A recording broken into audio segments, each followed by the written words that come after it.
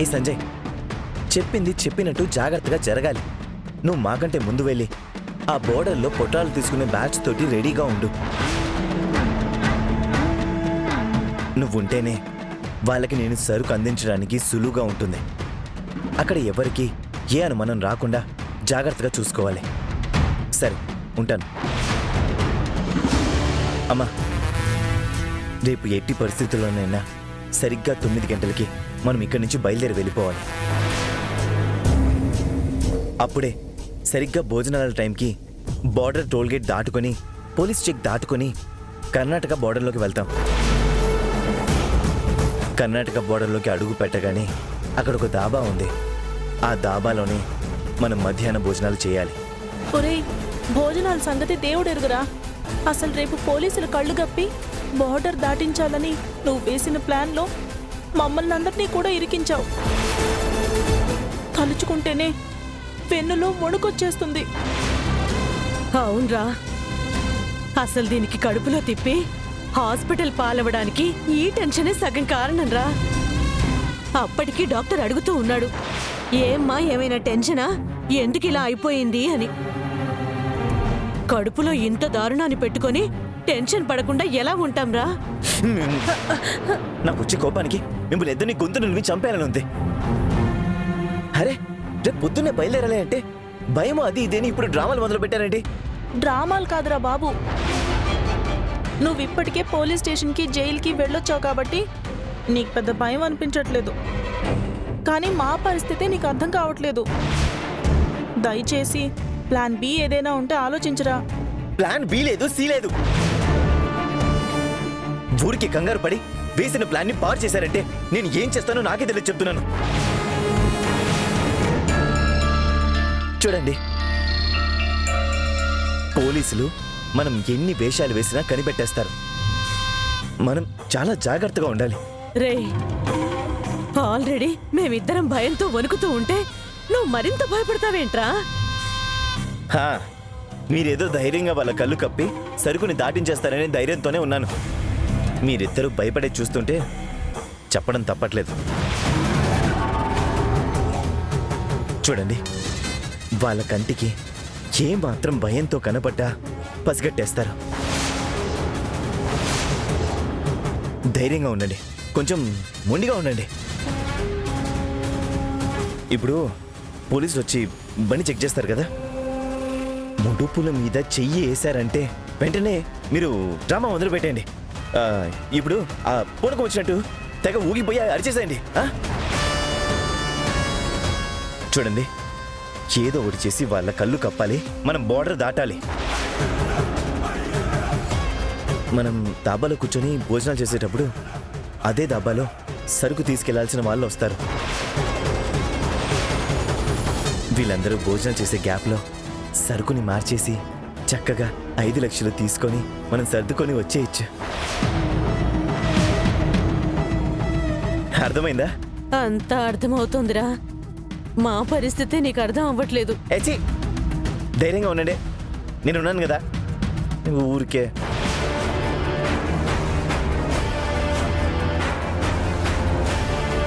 శాంతి, కొంచెం ధైర్యంగా ఉండడం తప్ప మనకు వేరే మార్గం లేదే. ధైర్యం చేసుకో.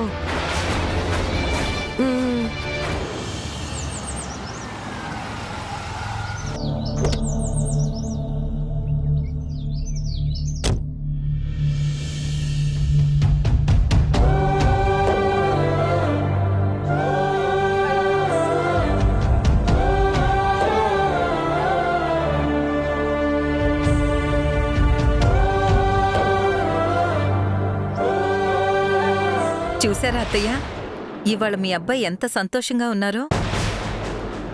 అవునోయ్, నా జీవితంలో ఈ రోజు కంటే ఎక్కువగా సంతోషించింది నాకు గుర్తులేదు. బహుశా పిల్లలు పుట్టినప్పుడు ఈ సంతోషాన్ని అనుభవించుంటాననుకుంటాను. కానీ ఇవాళ నా కూతురు పుట్టినరోజు ఎంతో ఘనంగా జరిగింది.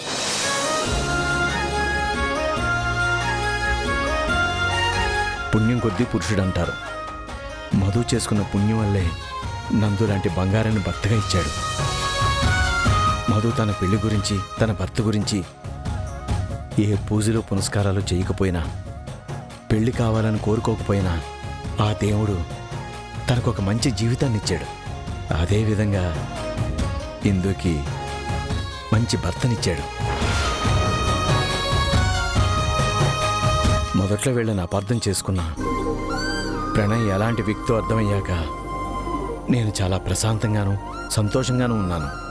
అందుకే అంటారు, ఎప్పుడూ మొహం చూసి మనిషి బుద్ధిని, వాళ్ళ తెలివితేటల్ని, వాళ్ళ గుణగణాల్ని ఎప్పటికీ అంచనా వేయకూడదని. బంగారం లాంటి పిల్లలు, కొడుకుల్లాంటి 2 అల్లుళ్ళు. నాకేం లోటు? నేను సంతోషంగానే ఉంటాను, ధైర్యంగానే ఉంటాను. నాకు ఎలాంటి దిగులు లేదు, చీకు చింత లేదు. చాలేరా అబ్బాయి, నీ అల్లుళ్ళకి నువ్వే దిష్టి పెట్టేలాగున్నావు. నిజమేనమ్మా. అసలు మనం అక్కడ బర్త్డే నుంచి బయలుదేరి వచ్చినప్పుడే అల్లుడికి అమ్మాయికి దిష్టి తీసి ఉండాల్సింది నువ్వు. ఎక్కడ్రా, ఆ ఆలోచనే రాలేదు. చాలేవే, అక్కడికి వెళ్ళి మీరు దిష్టి తీస్తూ కూర్చుంటే అందరూ నవ్వుతారు. ఎందుకు నవ్వుతారే?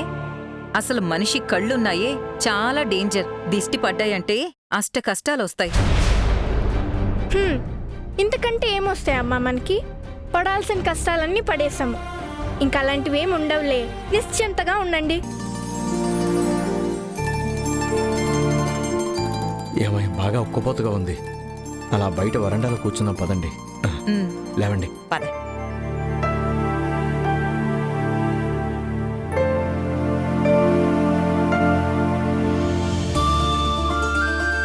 అక్క,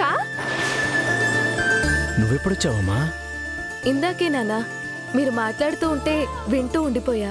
ఓ మేమేం మాట్లాడుకుంటున్నావు చాటుగా వింటున్నావా? నిన్ను మీ ఆయన్ని మేమేం తిట్టుకోవట్లేదులే అమ్మా, పొగుడుతూనే ఉన్నారు మీ నాన్నగారు ఇందాక నుండి. అల్లరి పిల్ల, ఊరుకో. అదేంటే, మేమక్కడి నుంచి బయలుదేరి వచ్చేసి 1.5 గంట కూడా అవలేదు, అప్పుడే నువ్వు వచ్చేసావు ఇక్కడికి. సరే అయితే వెళ్ళిపోనా? ఉమ్, అబ్బబ్బబ్బా, పుట్టినరోజు పూట కూడా ఈ అల్లరేంటే బాబు? మేమందరం ఇప్పుడే కదా అక్కడి నుంచి వచ్చాం, నువ్వు వెనకాలే వచ్చేశావు. ఎందుకో ఏంటో అర్థం కాక అడిగారు అత్తయ్య గారు. ఏం లేదు, ఒక చిన్న విషయం మాట్లాడదామని వచ్చాను. ఇంతకీ వైదేహి ఆంటీ, ప్రణయ్ బావా వీళ్ళు లేరా ఏంటి? వాళ్ళు గదిలో విశ్రాంతి తీసుకుంటున్నారే. అవునా? ఇందు ఒకసారి పిలువు. రండి నాన్న, మీరేదో వరండాలో కూర్చొని మాట్లాడుకుందాం అన్నారుగా, రండి. పద. కూర్చో.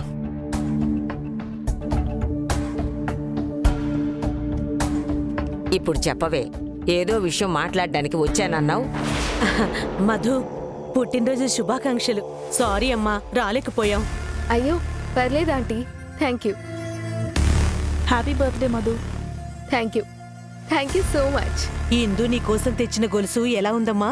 బావుందా? నచ్చిందా? చాలా బాగుంది ఆంటీ. మీకోసమే హిందూ ఏరికోరి మరీ సెలెక్ట్ చేసింది. అవునవును, ఏదో అప్పు కూడా చేసినట్టుంది.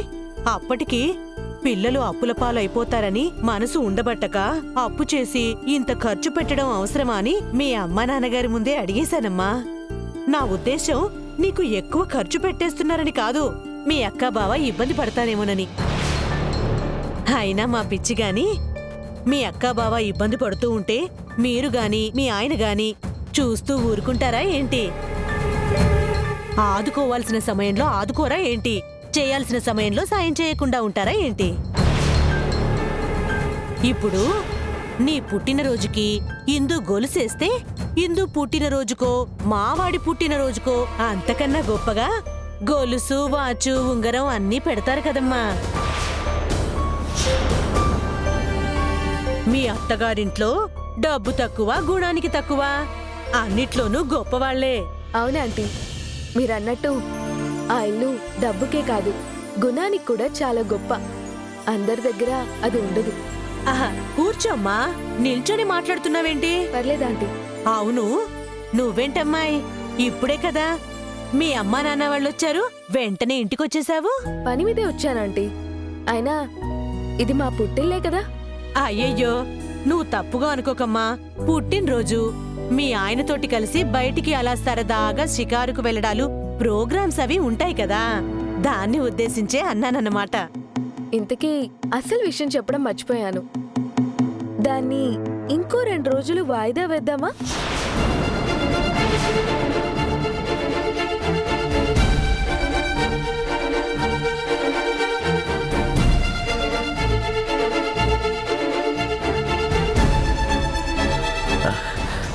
అదేంటి మళ్ళీ వాయిదా ఏంటి? దేనికి?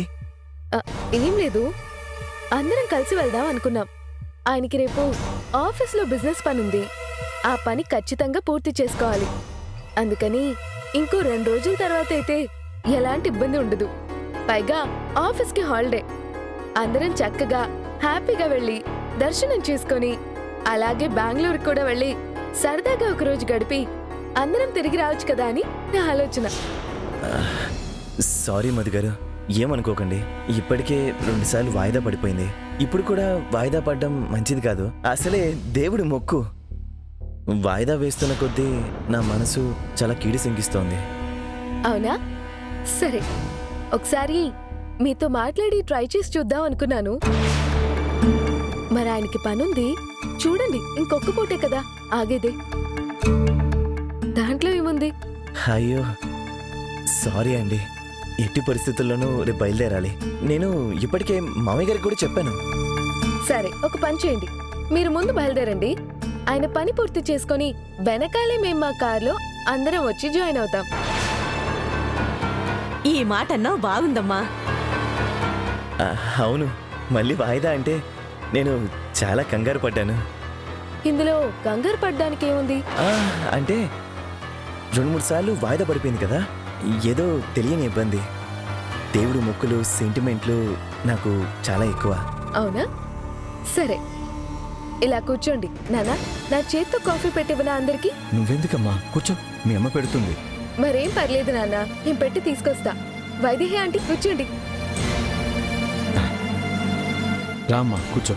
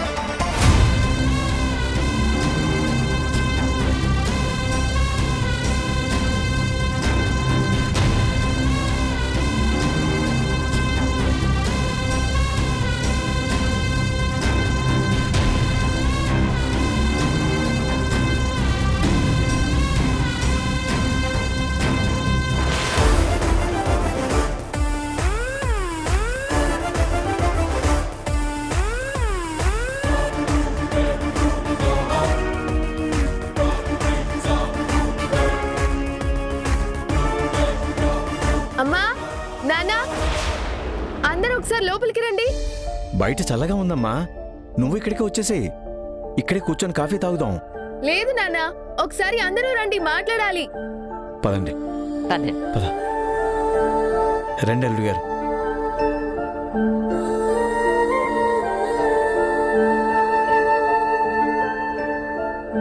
అదేంటే మీరందరూ కూర్చోండి, కాఫీ పెట్టుకొస్తానని చెప్పి మళ్ళీ అందర్నీ లోపలికి రమ్మన్నావు, మాట్లాడాలి అంటున్నావు. ఏంటి సంగతి? ఏం లేదు అల్వేని, ఇంటికి పెద్దల్లుడైన ప్రణయ్ రుణం తీర్చుకుందాం అనుకుంటున్నా.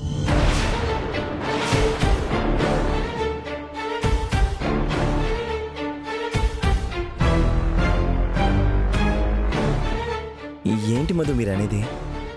నేనే మీకు చాలా రుణపడి ఉన్నాను. మీ ఆయన నాకు డబ్బు సాయం చేశారు, వ్యాపారం చేసుకోవడానికి అండగా నిలిచారు. నిజానికి నేనే మీకు చాలా రుణపడి ఉన్నాను. అంతకంటే గొప్ప సాయం మీరు చేశారు కదా ప్రణయ్. మా మరిది కారులో మత్తు పదార్థాలు దొరికాయని పోలీసులు పట్టుకుంటే ఆ నేరాన్ని మీరు అంగీకరించారు. ఆయన జీవితాన్ని, ఆ కుటుంబ పరువుని కాపాడారు. అది అంతకంటే గొప్ప సాయం కదా. అయ్యయ్యో, అది మనం ఫ్యామిలీ అనుకొని చేశాను. మీరు మరీ నన్ను పొగిడేకను మధుగారు. అయినా అదంతా ఎప్పుడో గడిచిపోయిన విషయం కదా. గడిచిపోయినా చేసిన పాపాలు వెన్నంటే వస్తూ ఉంటాయి కదా.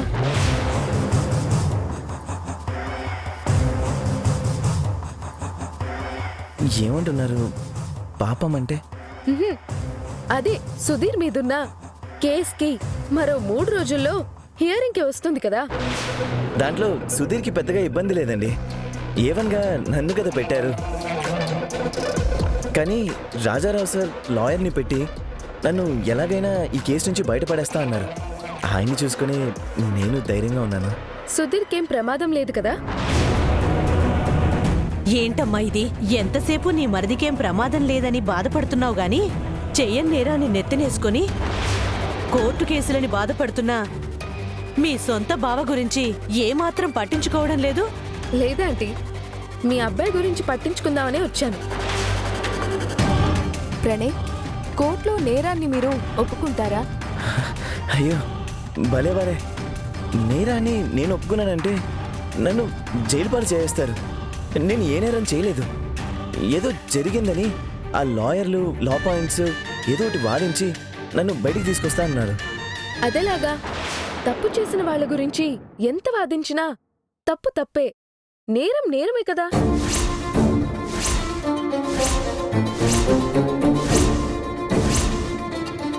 మధుగారు, తప్పు చేయడం ఏంటి? నేరం ఏంటి? మీరు కోర్టులో నిజం ఒప్పుకోక తప్పదు అంటున్నాను. మధు, ఏం మాట్లాడుతున్నారు మీరు? కోర్టులో నేను నిజం ఒప్పుకోవడం ఏంటి? అలా చూస్తే సుధీరే నేరం చేశాడు. చెప్పానా సుధీరే నేరం చేశాడనే?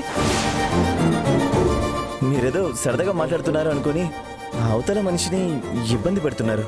మీకు తెలియట్లేదు అది. నేనేం సరదాగా మాట్లాడడం లేదు, సీరియస్ గానే మాట్లాడుతున్నాను. ఆ నేరం చేసింది మీరే అని నాకు తెలుసు.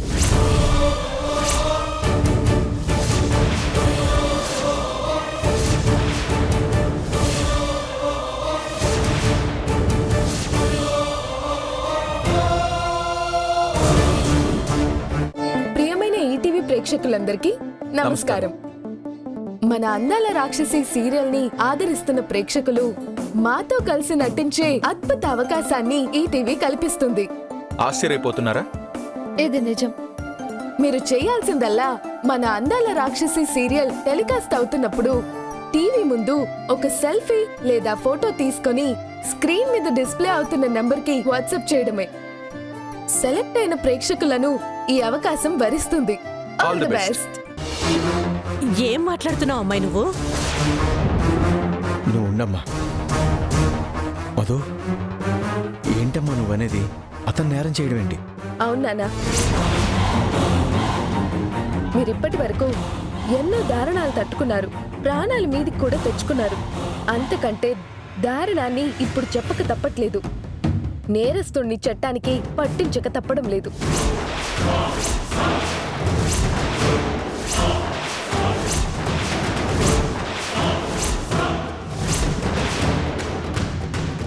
నేరస్తుడు ఏంటి? ఏం మాట్లాడుతున్నారు మీరు? గొంతు పెంచి మాట్లాడినంత మాత్రాన ఓ నేరస్తుడు మంచోడైపోడు, ఓ దుర్మార్గుడు నీతిమతుడైపోడు.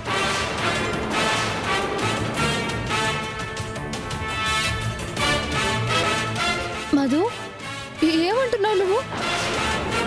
ఐమ్ సారీ అక్క, ఈ నిజాన్ని నేను మీకు చెప్పక తప్పడం లేదు. ప్రణయ్ ఇన్నాళ్ళు అందరిని నమ్మించి గొంతులు కోశాడు. అసలు నేరస్తుడు ప్రణయ్, సుధీర్ కాదు.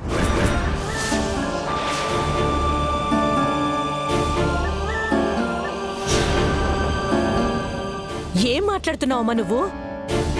నా బిడ్డను పట్టుకొని నేరస్తుడంటావా? మీ మరిదిని కాపాడుకోవడానికి ఇప్పుడొచ్చి లేనిపోని నిందలేస్తావా? అసలు ఇంత దుర్మార్గం ఎక్కడైనా ఉంటుందా? సొంత అక్క మొగుడిని పట్టుకొని పోలీస్ కేసులో ఇరికించి జైలు పాలు చేయాలని చూస్తావా? తప్పమ్మా. అన్నయ్య, నేను సహించని చెప్తున్నా. ఆపండి మీ నాటకాలు. మీరు మీ అబ్బాయి అందరూ కలిసి వేషాలేస్తున్నారు. మేం వేషాలేయడమేంటమ్మా? ఏం మాట్లాడుతున్నావు నువ్వు? అసలు వీడే పాపము ఎరగడు. మీ అబ్బాయి ఏ పాపం ఎరగడని మీరనుకుంటున్నారేమో. చేస్తున్న పాపాన్ని మీ అందరికి కూడా అంటుకట్టడానికి సిద్ధపడ్డాడు. రేపు గుడికి మీ అందరినీ తీసుకెళ్లేది దేవుడి మీద భక్తితో కాదు, ఆ మత్తు పదార్థాల్ని ఈ రాష్ట్రం నుంచి పక్క రాష్ట్రానికి దాటించడానికి మిమ్మల్ని పావుగా వాడుకుంటున్నాడు.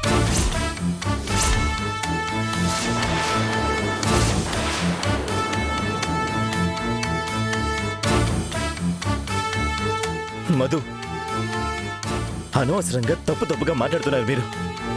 దీని పరిణామాలు చాలా తీవ్రంగా ఉంటాయి చెప్తున్నాను. నన్ను పట్టుకొని ఏం మాట్లాడుతున్నారు మీరు? ఏ ఇంకా బొంకి తప్పించుకోవాలని చూస్తున్నారా? సుధీర్ తప్పు చేశాడని, అతని కారులో మత్తు పదార్థాలు దొరకడం వల్ల అతని నేరం చేశాడని నమ్ముతూ వచ్చారు. కానీ ఇవాళ అసలు నేరస్తుడు బయటపడ్డాడత్తయ్య.